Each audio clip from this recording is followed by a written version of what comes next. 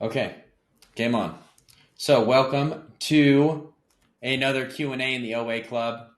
Today, I am with Trevor Renner, who joined the OA Club about, 6 months ago. You were an analyst for a while, and now you're about to pivot over to data engineer. And I noticed that you just did it in a really short amount of time, 2 years. So I asked you to do a little Q&A with me and the OA Club. Okay. So with that, I'm going to start with some of the questions that I've prepared that I'm curious about for you. And then for anybody that's attending, you can add questions to the chat or the Q&A tabs on the right side of the screen. But first, when you hopped on the call, you said that you were a veteran. That's news to me. That's awesome. And you said that led you to data. So I just want to know a little bit about that before we dive in. Yeah. So the whole journey kind of started because I was on a diverging path getting out of the military in Canada. And at that point, I didn't really know what to do with myself. The military is really great at training you to be very effective at one specific job, gives you career paths which you could go down, but there's not too many people who need a combat systems engineer out in the wild. So I kind of bounced around a bit between career paths, found out that they finally authorized something similar to what you would call a GI Bill down in the States. And so I had money to go back to school. And as a practicing electrical engineer, but without the actual degree, because I was doing design and maintenance procedures and schedules and operational, like managing people as well, I was keen to go down that path because I already knew what I was doing. However, it quickly appeared that the Canadian shipbuilding industry is quite small in comparison to most other places in the world, and there's not a lot of boats being built. So my design career kind of ended a little quickly, and I found out that this bill was available, and I thought, what do I really want to do? And my wife actually was the one who gave me the kick, who said, you need to figure out what you want to do and then go do it. Just do it. So I was always interested in programming, and I was always interested in like the idea of data science. Um, so I went down that path. I found a degree program that was online part time, that I could do, and that was actually Maryville University of St. Louis.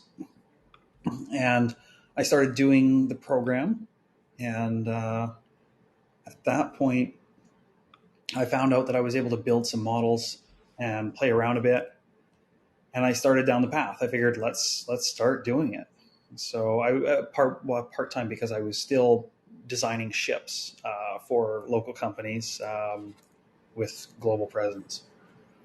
Shipbuilder turned analyst. And was it a 4-year degree or was it one of those like technical 2-year universities, bachelor's, associates? Yeah, so the data science bachelor it was a 4 year, and I'm actually, Okay. it's funny because I'm still at Maryville because it's a really good place to do distance online, and the courses I found quite valuable. So I'm in year 3 there. And last question on that before I dive into these ones. Hmm. So if uh, as far as like university education goes, because like you're already a data engineer now, probably don't need the degree. Yeah, If you had to pay for it, would you still do it? Or is it just like it's paid for, might as well finish? that's a great question. There are some upcoming courses that I definitely want to do, and I would pay for if I had to pay for them because Uh-huh. uh, I and this is kind of the pivot. I pivoted from data science to computer science because I found that I couldn't productionalize my own models. I could build my models to my heart content, use Jupyter, play around, but I couldn't do anything without having my hand held. So it was about needing to know what I didn't know, and that's why I switched. And immediately the doors opened for opportunities because now I was somebody that could analyze, and I could potentially build my own pipelines to productionalize those models. And Mm-hmm. now I was more valuable, and I also knew what I was doing, which is a great feeling. Awesome. That answers a couple of my first ones. So thanks for that introduction. Um, So another question I had for you was, once you entered in the data profession as a data analyst, Mhm. was your plan from the get go to do data engineering? No, in fact, I was completely against it in the beginning. I wanted to be a data scientist. I not because it was the sexiest profession of the 2000s or whatever, but because I love statistics. I bore my wife and my children to death about asking questions about asking like what the sample of that population represents in things like I wonder how many green cars are on the street. Hmm. I wonder how many of these we got cherry trees. We got these cherry blossoms that are amazing. They look beautiful for one day, and then they're a problem because all the blossoms fall. It clogs up all the drains. The streets are terrible, and you have 100,000 people strolling through your neighborhood taking pictures. Like it's the most unique thing in the world. But I wonder like how many of like what's the representation of these cherry trees in Vancouver? Is there other neighborhoods where you don't have to put up with all this junk? And so and of Everything turns course into a statistic. right? And then like things like the housing problem that we have in most major cities. Vancouver is like one of the top of the charts for like having we're the least affordable city in North America. It pops up again and again. We come up and you think it'd be places like San Francisco or you think it'd be places but we have an eroding base and an extremely runaway top. So yeah, statistics, everything. So I was really into data science, and I was I had conversations with other people. They're like, "Oh, I'm interested in data engineering." I'm like, "Yeah, that's great." Not me. Nope, until now. Well, No. no, so no longer data science. So data science is no longer in the picture. It's data So engineering for the I near future. yeah. So data science is more of my hobby now, Okay. because I'm still doing some personal projects that require a bit of modeling and not data modeling, but actual machine learning modeling, and those are still definitely my hobby. And I'm very happy to have that underlying skill set where I not so much that I like obviously I don't know everything, but I know enough to know where to look. I've done a really cool TensorFlow project with doing image segmentation. We were developing a model that would detect space garbage. So like yeah, it was crazy. I ended up my wrong side there. MDA. Uh Oh, huh. there we go. MDA is a Canadian space company that has put a lot of. They built Canadarm, Canadarm 2. They're building Canadarm 3. They put satellites into space for a whole bunch of different constellations. Super cool. I got to work there on my internship. Geeked out massively, but I got shuffled around between projects because one team left when I showed up, and then the next team, the project got shelved because of the huge growth over COVID. They all of a sudden needed cash flow, and they're like, "Well, this is an in-house project. You're getting shelved." So we had like a lot of people being moved around to different projects, and I saw this machine learning project just like sitting there, and they were like, "We need somebody who can get in there." And I thought, well, I'm going to raise my hand even if I don't have all the qualifications and see what happens. Yeah, look at Well, some space garbage. Why not? well, and then it was the actual project was trying to determine whether it was a satellite or space garbage from a photograph, essentially. And the idea was eventually we'd be able to do processing onboard satellites. So whether we have to realign, because this space garbage is flying at 23,000 kilometers per hour. Hmm. Sorry, yeah, yeah, I think so. Up to 40,000. It's a wild speed. Like something like a screw will take out an entire space station, and there's so much garbage up there, so much. So they have to be able to like the idea is eventually these satellites that are up there will have onboard computational power to be able to detect and then decide should I move out of the way, or maybe even further down the road these things could be used to say let's clean up the garbage, or let's look at other satellites and see if they need to be there anymore. Hmm. For retirement purposes or for other purposes. And that was the coolest project I've worked on ever. Yeah, that's way cool. That's fun. Yeah. So, Um, Another question I have for you is: so um, are you allowed to say the new company you're working for, or yep. Yep. okay, I cool, actually start on Tuesday. gotcha. And Uh, this is for anybody listening. This is the company that he's going to be a data engineer at. yeah. So it's called Infrastruct Solutions. Infrastruct is a way cool data engineering as a service and architecting as a service. So essentially, we had you can actually I can drop a link in the chat here real quick. Just an article that this is kind of weird. It's how I found them. Interestingly enough, the article was linked in OA, Oh, and if cool. it's linked in OA, I typically look at some of the articles. But when a Canadian article pops up, I'm like, well, it's Canadian. I have to read that because it's local and there's not a lot of news on us. So I read this article and read about Kima, the CEO there, and right away I knew that that's where I had to work. Uh-huh. What they're doing, working with Snowflake and just architecting and then connecting all the data sources and properly engineering people's ecospheres. Hmm. I said, I reached out to him, and I'm kind of killing your question line up here, No, no, no. but Shoot, go for it. as soon as I saw this article, I read it and I reached out to Kima over LinkedIn because I'm a forward person, and that's one of the things that Hmm. I think helps get those opportunities exposed and then reaching out for them. But when I saw this article and read it, I reached out to him over LinkedIn. I said, "Hey, what you're doing is super cool. I really dig the whole infrastructure." Because I also looked them up on the web as well. After that, I checked out the web page, surfed through a whole bunch of. They've got a really well developed web page. It's quite alluring. And I said, "What you're doing is amazing.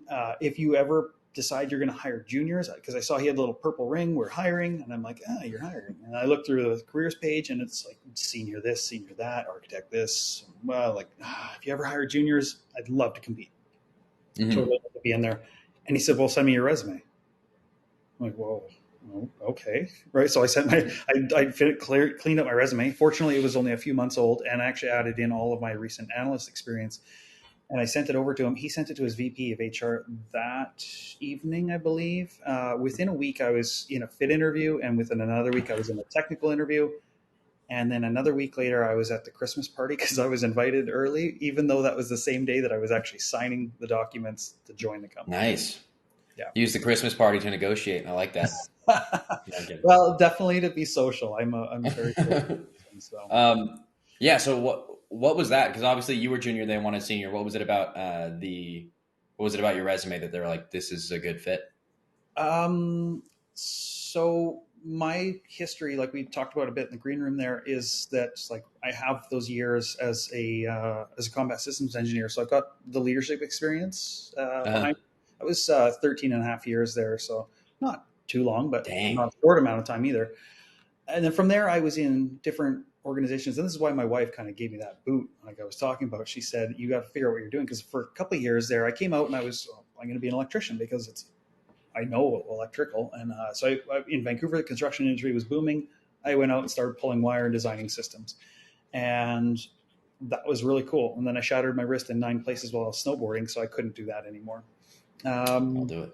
I'll the do it. gentleman that was selling me product so I could install it, he was selling fire alarm systems and life safety systems. I had a conversation with him after one day because he's like, "You're asking too many questions I can't answer about the product and the systems." So he and I had a coffee, and I was working for him the next day, selling and designing fire alarm systems and life safety systems for anything from a small building to a large complex. I Hmm. worked for him for 2 years. I followed him to another company because he was a really great sales leader and a great person. So I went 4 years with him in two different companies, and then I was a fair bit of design and sales and customer interaction and understanding business. And then I went to another one, and then I went back to the electrical designing of ships kind of thing. So I had the consulting experience when I was consulting designing ships. I had sales experience and customer facing experience, and I had leadership experience. And then, of course, they saw that I was working on my computer science degree slash previously the data science degree, um, and they just kind of thought, "Hey, let's give this guy a shot. He's got plenty of experience." So Awesome. then it was on to the technical test, and it was actually mostly a SQL test. So Oh, really? yeah, which Okay. you know what, I have to give props where props are due. Argus book that Super useful. Yeah. yep, SQL patterns. love Well, that no, book. it's not called SQL patterns, everyone. A It's called minimal viable SQL. minimum viable SQL patterns. Yeah. Yeah. Yeah, super useful. That that Yeah. definitely changed the way I read SQL. And his little, I think it's weekly or bi-weekly email subscription where he kind of gives you helpful hints and tips. That is also really good. I'm gonna put a link in the chat Mm-hmm. for the minimum viable SQL And patterns. that book is super cheap on Gumroad. That's definitely that was a Yeah. for sure. That was Did that add to the screen? Yeah. So that's the link to the SQL patterns book that Trev and I are talking about. Oh, and there actually are a few questions, so I'll pause on some of mine. yeah. Justin Smethers. Uh, so he's asking, I'll put it on the screen. Did you transition to data engineering through an internal move at your company, or did you change companies? Boom, change companies. Yeah. So that was a company change. Actually, that was an interesting one because I was hired on the basis of being remote 1 day a week in the analyst position, and they were transitioning to a more in office stance, and uh, it just didn't work. Like we managed to come to an agreement, and that worked for a little while. But then after a bit, it was very clear that it was there was no more accommodations to be made because I've got young kids and a busy wife, busy home with school, everything else I'm trying to manage. Yeah. So where I was working a few hours at home and then and then most of my day in the office, that wasn't going to work for the company anymore, and that makes sense. So we parted ways. It was very amicable. It was just like I couldn't support what they were asking for, and it just happened to be serendipitous. The exact same time that I saw this article and reached out to Kima, boom. And thank you for answering that one. Mm-hmm. Yeah, anybody feel free to ask more questions in the Q&A and we'll throw it up. Another question is, so when you were at your last job as an analyst, Mm-hmm. how many hours a week were you doing just independent learning? Or did you learn most of the skills you needed for this job on the job? So that's a good question. It's such a blurry picture because I was picking up things like DBT, working my way through AW. So DBT was at work because it was a necessity. We were starting to migrate. I was in part of the book club, so I was reading Fundamentals of Data Engineering, kind of like on my own with you and the team. I picked up other books because there was a bundle stack. It was cheap on Amazon, so I got a few. Like there was a pocket reference for data engineering. There was Mm-hmm. data engineering on AWS and a few others, and I grabbed them and I would where I would typically come home, sit down on the couch, and plug into Netflix. I Mm-hmm. instead sat at my kitchen table and did a few of those. I was really lucky. My last semester, I had fairly easy courses, so I was able to commit the work required to get those done. But then after that, I was just kind of working through those exercises and reading those books. So I would say at work, I was fortunate to be able to do maybe 6 hours a week of learning on task and on project. Mm-hmm. And then I would say at home, my courses were relevant to my learning path. So I would say that was another 10 because it was a light semester. Mm-hmm. And then outside of that, I would say probably another 2 to 4 week, just like additional plugging away slowly at it. And how long were you doing that for? Was it like a year, 2 years? Oh no, not that long. Obviously my degree path has been the last 2 years, but this analyst piece, it's interesting because when I joined MDA for that internship, that was oh boy, when did I join that? Oh, that was early this year. So MDA was from January to I believe August, and it was supposed to be a software engineering internship. I took it because you can't get a data science internship without having Not super common. no. Yeah, yeah, yeah. There's so many people packed into that opening door that it just doesn't work. So I took and I was very fortunate. I got that project to work on, which was essentially a data science project. But then coming out of that, so that was a computer science internship. So I would highly recommend if you're trying to get into data engineering or data science, looking at those computer science internships. So anything doing software engineering, I would typically recommend staying away from roles that are test based, um, because you're going to be doing a lot of testing framework stuff, automated testing. I would, You mean like Q&A, kind of like a QA engineer or something like that? yeah. So what I ended up doing for a short stint while I was at MDA was actually like website testing. So we had a product that super cool. It would track all the vessels around the world where they were, and there was machine learning applied to it so that you could tell if a boat was doing this, it was probably fishing, Ah, and if a okay. boat did this, it just dropped something off onto the other boat. And that's where they use it for maritime interdiction. They would sell that product, of course, to other countries if they could afford it, or they actually gave it away for free to some countries that couldn't afford it but were heavily experiencing bad things, such as like drug Yeah, I was smuggling. gonna say it looks like that's machine learning for drug busts. Yeah, essentially, and it was handed off to other governments. Fishing was a huge one, though. Illegal fishing. They handed it off to some of the smaller countries that couldn't afford it, and said, "Here you go." Because as a world, we need to stop illegal fishing because it's crazy how much fish Hmm. just gets pulled out of the ocean, and we're going to destroy it. Um, yeah, so I was very fortunate to get on that project. But yeah, I did do a test role on that, where it wasn't for me. Test is something that some people love and some people are really great at, but I found writing tests for the interface, the front end, was just not my thing. So, um, yeah, I would take software engineering roles. I would take all those computer science roles to get in the door, find out what you like, find out what you don't like, and when you're in those roles, then start looking to get like volunteering for the experience of, like, if your end goal is data engineering, volunteer for the positions where like you'll find there's a person that's their SQL expert and there's their database expert. Get close to Hmm. that person and start asking questions and asking to do those things. Absolutely. And Justin has another question. Mhm. Did you apply to other DE roles? Can you speak on your strategy for getting interviews? Do you mainly go through cold applications and reaching out? Um, yeah, that's a great one. I actually, when this question was similar to one of the questions you had prepped for me prior to this Q&A, that was my first DE application. Wild. Yeah. That's super uncommon, especially just because there's less jobs in general. So you'd think you'd Right. have to do a lot more than that. Um, I have to admit that most of my game is in my social game. I have skills that I look at other people's resumes and I'm like, wow, you are a superstar. And then I look at my resume and I'm like, oh, I don't know that I'm going to compete with that person.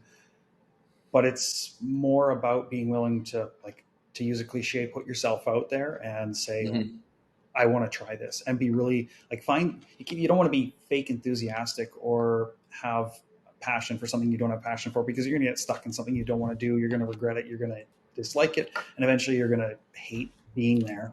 Uh, but if you can find something that you can genuinely get behind, and that's when you want to really read the model, and the vision statement of the company, what they want to do.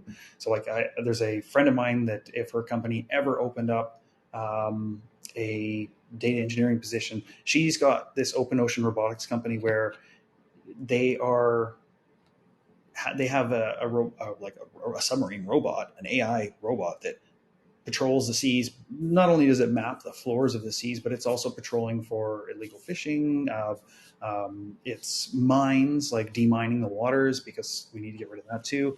Climate change, it monitors all these scientific things, and I can totally get behind that vision, and that gives me the kind of enthusiasm and excitement to approach that person and say, I really like how I did with Kima, because I think what Kima is doing is amazing. I Hmm. really want to work for you, and I like just have that enthusiasm, I guess. Yeah, my head keeps going back to the just like the machine learning for boats. Like that would be the most interesting article to read if someone like shared Mm. like the models they create, or at least like just like the machine learning algorithms they created to monitor which ships are doing what. That sounds awesome. I will see if I can dig up the public version of that and drop it in OA because it is really, really cool. Um, yeah, super neat because there was so much going on. They also did a forest fire project, which was amazing. Like you think about like ground temperatures and soil erosion and the level of moisture that you would find in the air, like all of those things, and then you just start recognizing the patterns of when does a forest fire occur, what are the conditions under which it occurs, and then start predicting where it's going to happen based on like incoming weather changes and income. Like, so you, Mm-hmm. okay, this is what that condition is. Boom, there's going to be a forest fire there, and sure enough, there is one, and of course it's terrible. But being able to see that, Germany built an amazing system for it. I'll see if I can dig that one up too. So yeah. Yeah, that's fun. Uh, so yeah, we entered that just in one. Perfect.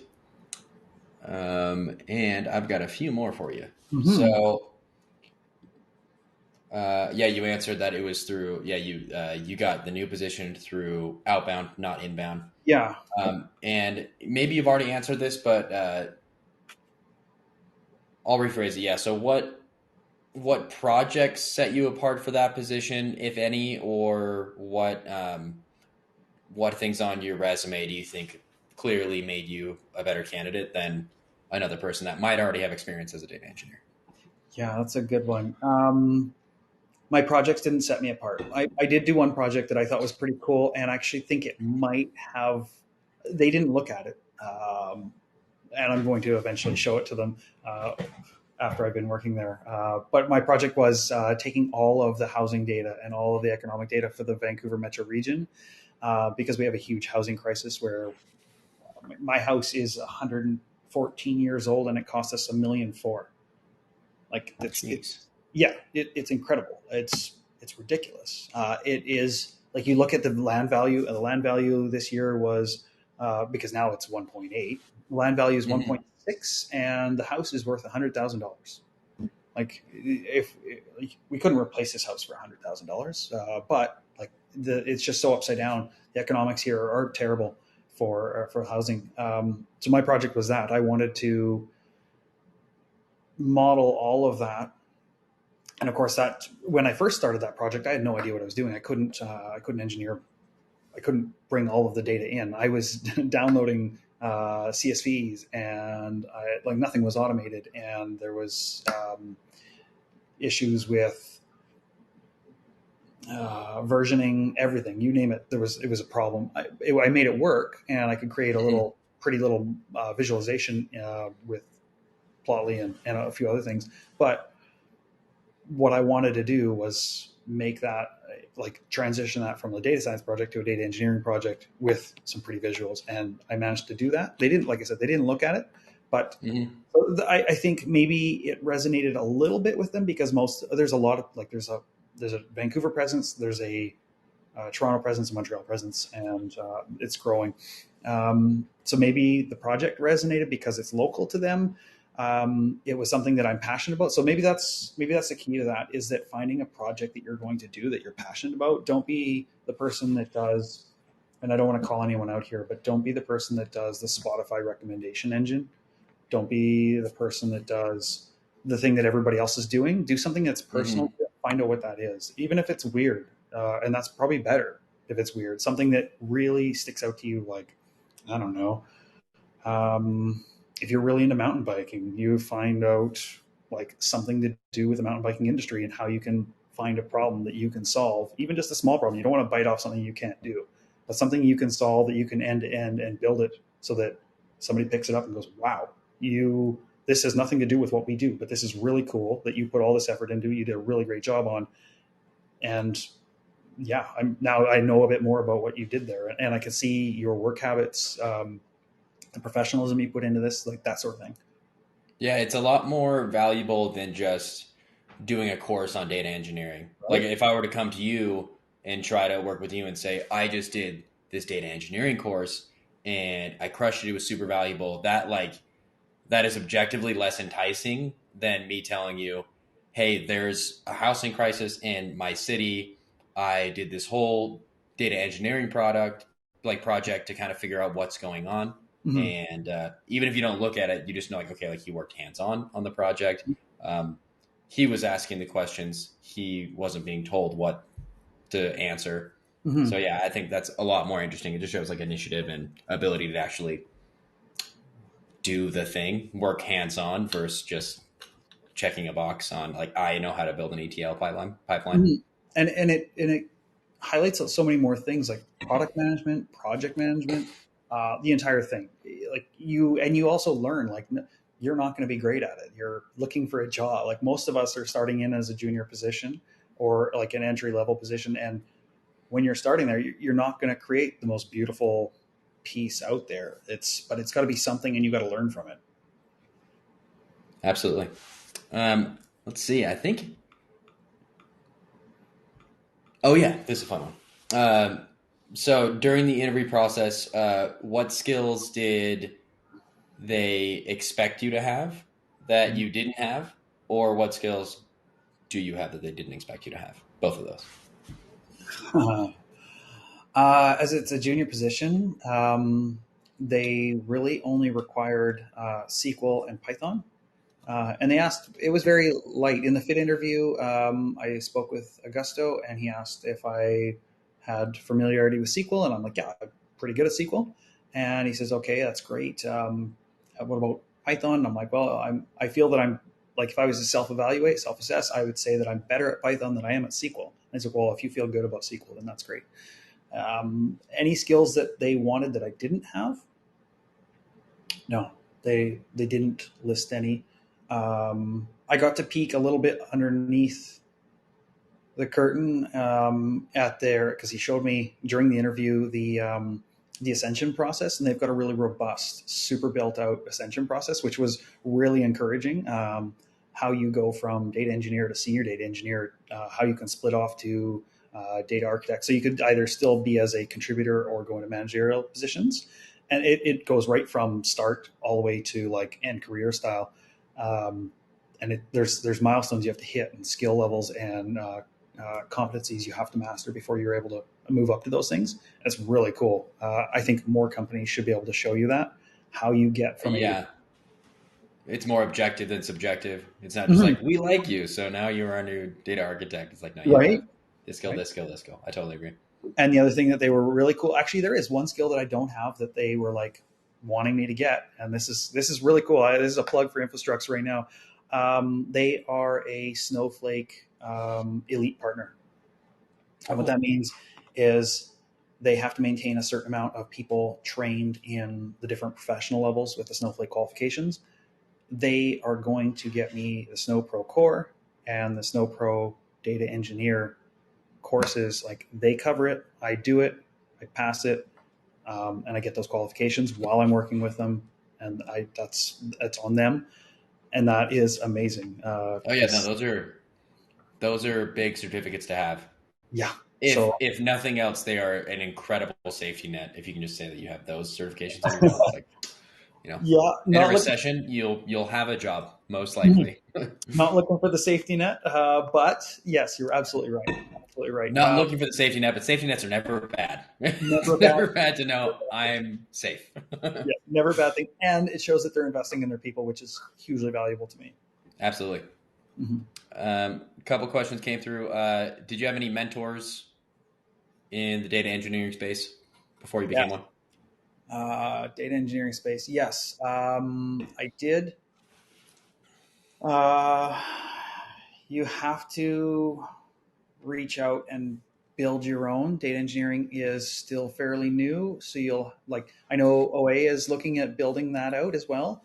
Um, but what you want to find, like I was speaking about earlier, the people that know that if you find somebody that is a database person or a SQL person, find that person and ask if you can just like boldly ask, say, can I have an hour of your time every other week just to go over best practices? But you don't just stick with one mentor. So one mentor, it would be limiting you to whatever their expertise is. So they'll be a mentor in like databases and SQL. But you want, my boss was actually my mentor in my last role, and he's fantastic. It's funny because we kind of grew up in our 20s together, and then years later we connected again. It was super weird. That's another story for another time. But he has his own mentor who's a leader in business and project management, and just a wonderful person. So he gets those kind of coffee chats every 2 weeks for half an hour, and just goes through like being more productive, being more efficient. And but he also does, like, he has another mentor who for like software engineering, because he's actually a PHP developer, like a web developer by trade. So he's got a mentor for that and a mentor for the other thing. So like, but you have to be bold. You got to get out there and say, can I have an hour of your time every other 2 weeks? And most people aren't, like, a lot of people aren't professional mentors, and they don't really, they won't be ready for it. But nobody is ready. So you just got to ask them, say, hey, can we talk about this sort of thing? And maybe they say no, but there's a good chance they're going to say yes. And if you kind of work with them to set a bit of an agenda so that you don't waste their time, and you have like questions for them, hey, I don't know anything about this. So like, if you were to schedule out 2 months in advance, you're looking at bi-weekly 4 chats. You could say, chat one, I want to talk about this for 30 minutes. These are the things I don't know. Is there things that I should know? And just, it's a lot easier to break it down into small chunks, how many mentorship chats you're going to have, and say, this is what I don't know this time, this is what I don't know. And then it may change. It may, like, it's going to flow. It's going to be like a river. You're going to go here and there, but you're definitely going to learn. Yeah, I totally agree with that. Mandy, great question. Oh, I forgot to add that. And then last one. I'm currently trying to step up my social media game. What platforms work for you? What is useful for you to post or network through comments or connections? As much as I have to LinkedIn. I have to LinkedIn. So the two things, social media. If you call Reddit social media, the data engineering community on Reddit is pretty great. I've learned a lot there. Not only by people asking the questions, you're like, oh man, I feel like I'm dumb. I don't want to ask this question. Somebody's going to ask it. And then you're going to be like, oh, read up on it. And there's people who have posted tutorials. There's a huge resources piece in the Reddit community. On the right-hand tab there, you'll see there's all the different books. They break it down by subject area. So like, there's orchestration, there's ingestion, there's all those different pieces. They break it down, and there's like resources for each one.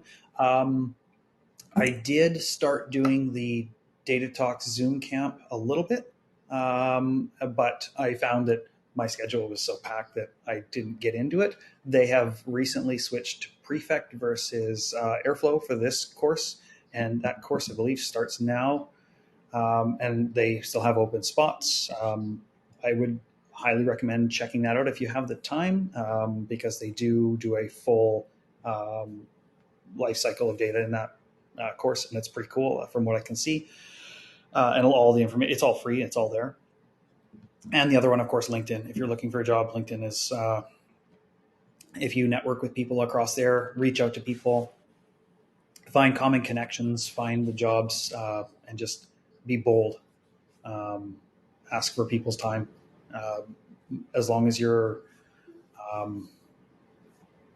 considerate and kind, people will help. Someone will. Might be like a 1 and 2, 1 and 3, but that's a win Exactly. for Yeah, sure. absolutely. Yeah. Better than like, as you see these posts out there where people say, and they do those, that's that Sankey diagram where they're like, submitted 1,000 out, and then you go like, where they all go. And you're like, you put 1,000 applications out. Like, Yeah, I can't imagine doing that. yeah, that's never worked for me. I've never been taken like too seriously for a job just by doing like a cold outbound like Mm-mm. submission on. Mm-mm. It's always, every time it's been, I know someone, I at least know someone who knows somebody, Yep. and then they help me out. My But like, I guess internship. in your case, you just went right to the source, the CEO. So that wasn't Yeah. Oh, I've just done it the other outbound. way too. I've done it the other way too. My internship at MDA for the software engineering internship, I reached out because I saw that a friend of mine from the Navy, when I was actually on boats and we sailed together, was a business development manager in Ottawa in MDA's Ottawa office. And I said, well, I'm looking for this internship. And he's like, you're a great guy. I'm putting you in. So he slid my name into the list. I'm sure probably pretty high on the list because I got it. Mm-hmm. And I'm competing against kids from Waterloo, and Waterloo is a great CS school. So um, I'm sure that I owe him a few libations next time I see him. So yeah, reach on people you know, and reach out to people you don't know. And I think that is the end. We'll wait a little bit longer if anybody else has questions. And I'm just going to scan through mine to see if there's a juicy one that I missed. No, I don't think so. Okay. So also, so this event is hosted by the Operational Analytics Club, the club that I help run that Trevor is in. So if you'd like to join, if you're not already a member, I will add a link to the top of the screen. Oh, Right. sorry. One last thing. If you read that Global Mail article, you'll see that Infostructs is hiring, but also Vertex, which is an American counterpart. I didn't know about Vertex, and I just recently looked them up, and they're kind of doing a similar thing. And this person who started Vertex worked with Kima before, and that was news to me. Rereading the article, and they are doing data engineering, and yeah, look up Vertex through that link. Perfect. Through the link that you shared. Yeah, on the Global Mail article, there's you can. Gotcha. I'm not sure exactly how to get to them, but I'm sure that you could figure it out pretty quickly. And Vertex is I down. I'm adding that link to the top. It's quite a long one. I don't know if you guys can copy and paste that, but it's there if you need to pause it, highlight it, or whatever. So yeah. So InfoStrux is hiring, and what was the counterpart? The American counterpart? Uh, I don't know if they're exactly a counterpart. I should rephrase that. They are listed in that article. Their name is Vertex. Okay, Vertex. Yeah, Great. Well, Trevor, thank you very much for your time. That was a super fun conversation, it and was. I will see you in the OA Club. Thank you very much. Thank you very much. Take care. Thanks for attending, everybody. See you guys.